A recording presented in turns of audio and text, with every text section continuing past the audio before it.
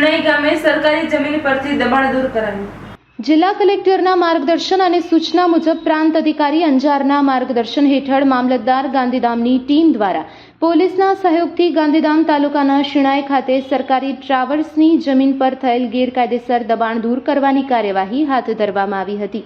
આ દરમિયાન શિણાઈના traverse survey number 496 પૈકીની આશરે 6500 ચોરસ મીટર સરકારી જમીન પર દબાણ કરતા નરસિંહભાઈ દેવી પૂજક સહિત અન્ય વ્યક્તિ દ્વારા અનધિકૃત રીતે આશરે 15 જેટલા કાચા પાકા મકાન તેમજ જમીનની ફરતે દિવાલનું બાંધકામ કરી રહેણાંક અને વાણિજ્યક પ્રકારના દબાણ કરવામાં આવ્યા હોવાનું જણાયું હતું।